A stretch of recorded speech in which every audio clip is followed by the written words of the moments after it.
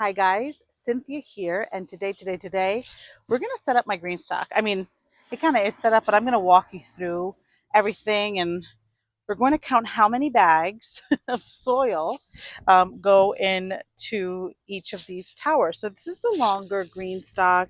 It is a set of four, or a tower of four stacks.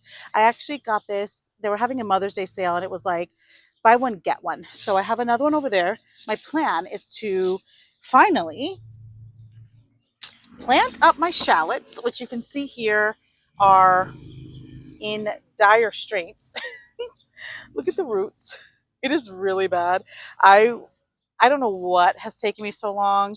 Quite honestly, I didn't know where I wanted to put my green stock, but I think this is the spot. It's a little bit crooked, so we're gonna have to adjust that. And the other thing we're going to do today is I have another one that I want to plant with my nasturtiums.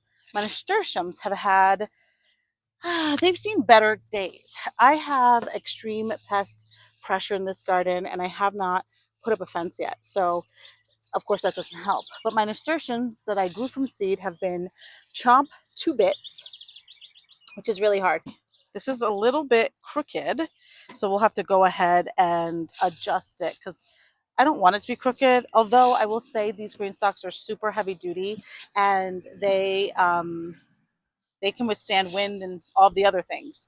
So it's been out here for a few days now, like crooked like this, and nothing has happened and hasn't fallen over. So I'm kind of really impressed with it. Alrighty. So first things first, let me show you the green stock a little bit. Placement of the green stock is between my golden raspberry here. This is the fall gold, and between the plum tree that I just planted the other day. I thought this was a good spot for it. Uh, Also, I don't know where else to put it, so I really don't have a choice of where it's going. Let me show you where the other one is. The other one is just, I thought about putting them directly behind all four of the beds, like straight across. And I think maybe one year I'll do that, like where it's here and then the other one is like over there. But it's just not going to happen this year. But I really like the placement of this green stock. I think it's incognito, and because I'm doing shallots and they will like kind of die back and kind of look a little bit ugly, I think it's going to be fine in that area there. Oh my god, look, I have a watch tan. Anyway, here is the other green stock. I love the placement of this green stock. I think it looks super cute. So this other green stock is right near my Santa Rosa plum. So I think it looks good here, right? I really like it. There's plenty of space to walk into the, like, between the bed and this way, plenty of space. Well, technically not plenty of space to walk this way, but I really don't need the space to walk that way. So that's okay. Normally, if I was going to come or go to this area of the garden, I would walk this way. Yeah. So I don't know. I really like the place. This is probably my favorite placement. If I could place the other one in a different part of the garden, I would, but I really don't have a place for it. So that'll be fine. Plus, it's plenty of sun. This one is perfectly level, which I love. So that makes me really happy that I don't have to like fudge around with that one too much. So Greenstock, let's talk about the Greenstock company. I really like Greenstock. I have their seedling trays and I really liked them. I have another Greenstock that I used to have my strawberries in. So let me show you. Um, this is their trays. They're really nice. It comes with this like little holder. You can see here it has like a cute little handle. I don't know if you can see that, but I'll put up a picture of what it looks like. But you can see that my nasturtiums got eaten to shreds, and that's okay. But I really like Greenstock, and I really like this green color of like their products because I feel like it's gonna hide with the foliage. Like you don't have to have like just a crazy color Greenstock. I really liked the black ones, and they were selling them not too long ago. And I thought about buying black because I think black will disappear. But then I thought heat, right? Black will attract the heat, and I definitely don't want to have any issues with heat. So these are the standard green stocks, and let me turn you around and kind of show you how they kind of snap in together. So I bought the cover only because I have a lot of spinners that come off the trees, and you do not, I'm so sorry about the train. You do not want to have any of these like holes that you see here clogged. Otherwise, it will not move the water down each and every single part of the green stock. It's super easy to connect. It actually comes with this little guy. You have to remember to put that on. A lot of people forget and they're like, hey, what's the issue here? So you want to make sure that you put this guy on, and you don't want any of these holes. You can see that there's holes in there to be clogged either. I'm just going to put that right back on there. And it's super simple. The green stock has, the green stock has this little like plastic lippy thing, and it easily goes right into this little groove. You want to make sure that they're all sitting. You see how that was easily snapped? And it just sits there. And the weight of the soil keeps it on there nice and secure, so you don't have to worry about that. I actually got the spinner base. You can see that. I love the spinner base. This is going to allow you to ensure that your plants get equal amount of sun. If it's needed, you can spin it around, throughout the week, the days, however you want to do it. But the spinner base, I definitely recommend. I have a wheelie base for the one I had on my deck with a spinner attached. So I really recommend to get the spinner. I think it's going to make it much easier instead of you having to try. Because once these are full, they're extremely heavy. There is no moving these guys at all. I'm not sure how I'm going to level it. You can see here I have these concrete bricks that I put down to make sure that they were level. But this one is still not level. So let me put my gloves on and let me see if I can get it level. It's tilting back away. So I feel like I need something. I need it to go like this. So I have to, let me take these guys off.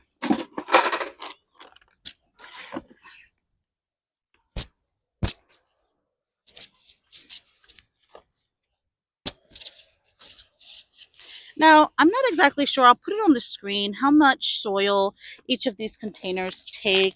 It'll tell you on the website, so don't worry. You'll know what you need to buy.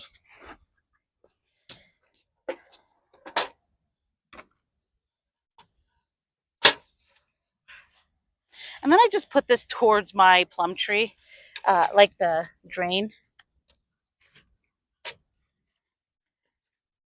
I'm just putting mulch underneath of it because I'm not sure if this is where it's going to stay forever, you know?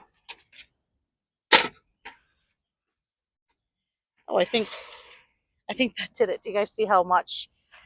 I should probably get my level out, but I'm not going to do that. The level's all the way in the garage.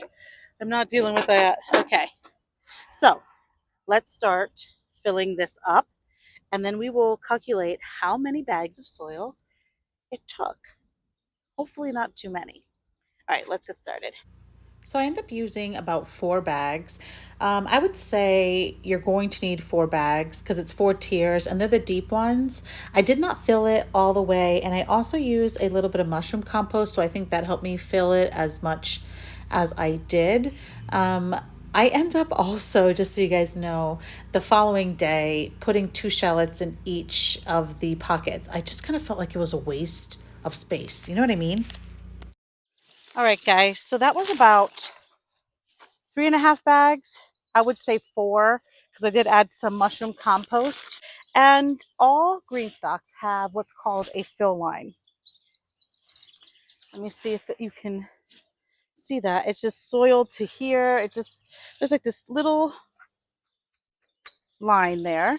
And there are some of them that I did not fill all the way to the top because these are really deep pockets and I'm only growing shallots in these. So I don't need it to, be all the way to the top. I'm not even going to take up half the space of, I think maybe the roots will go this far, if anything at all.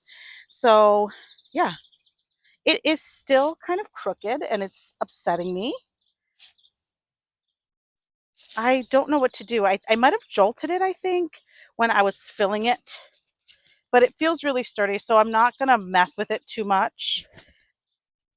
The kind of shallots that I'm growing, these are the creme brulee, and I grew these from seed. You can see, I mean, they are, like I said, suffering. In each pocket, I'm going to go ahead and put some plant tone like I always do, a little bit of garden tone. I always put blood meal.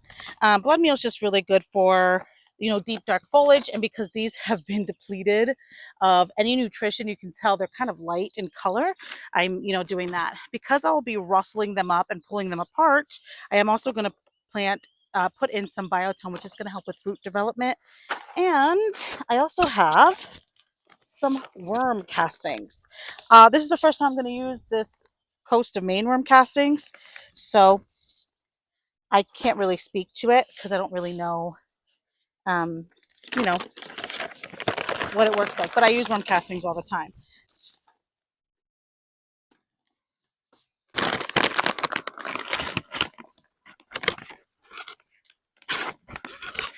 I definitely started way too many shallots and onions, to be quite honest. So I think next year, when it's time to plant this stuff in, I really should consider counting like what I'm doing. Do I want to have a bunch of shallots? Absolutely. But now I'm struggling with, do I have places for them to go?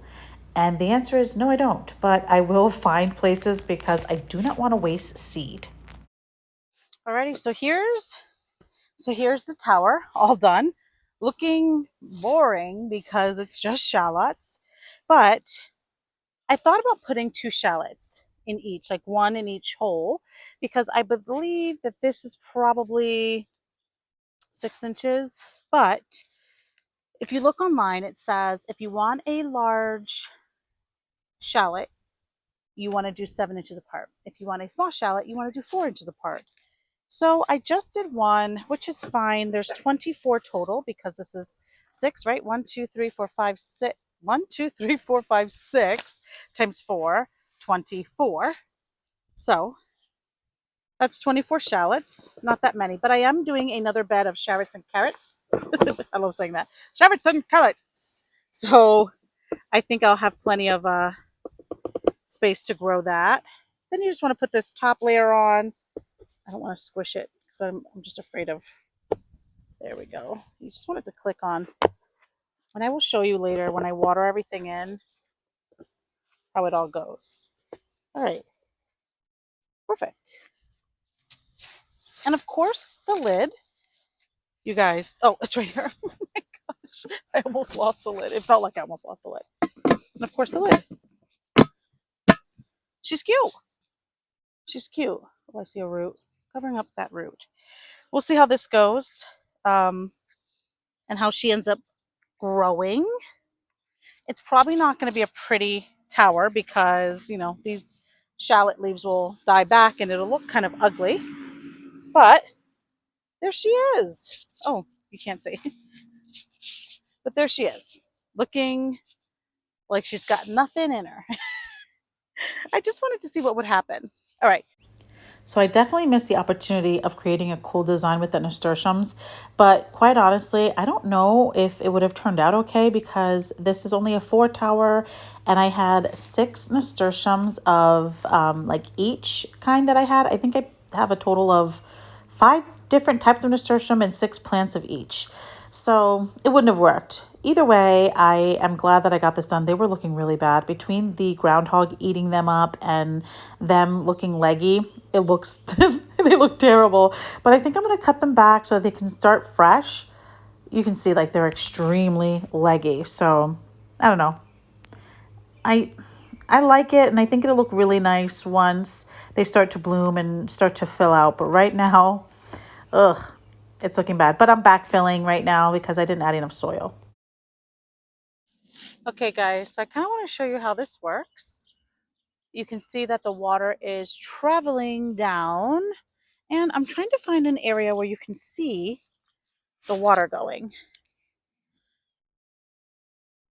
I don't know if you can see that, but there is water. I think if I push it down, you can see that now maybe. You guys, can you see that water? It's trickling down ever so slowly, and that is going to ensure that all of your plants get watered. Then it's going to go down and in to that pipe, and you can see the pipe is just draining, and I have it just facing my plum tree. Sorry, I don't mean to make you guys dizzy or anything, but I have it facing the plum tree so that the plum can get some, trickled down effect. But I still like to water it all in. So you want to make sure that your green stock is level. If you don't have your green stock level, it very well could end up not watering correctly. I just checked, and even though mine looks very crooked, and it probably is crooked to be honest, I see water going to each and every slot. So I feel really comfortable about it being semi-level-ish. I'm gonna go around and water each individual cell. So that's a better video of how the drip system works. You can see that it's got 2 drips going to each section here. And I want to talk about each nasturtium that I planted. First, this is the berry rose. Nothing's happening here. Over here, these are just variegated that I actually collected seed from last year. This is the peach, and I thought the peach was really pretty because it has like the peach stems, and I thought that was really nice.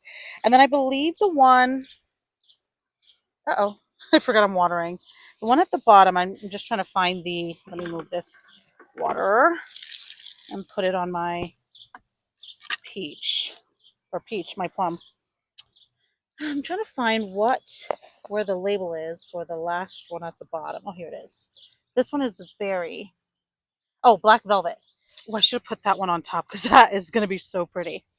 But anywho, nasturtiums are edible, which I'm sure you guys know.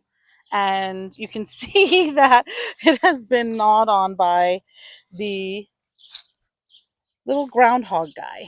All right, guys, that is all I have today. I'm really excited about the green stalks. I think they're so pretty. And then I also thought, wouldn't it be nice to grow zinnias inside of a green stalk? Oh my goodness, I have so many zinnias and I still might do that.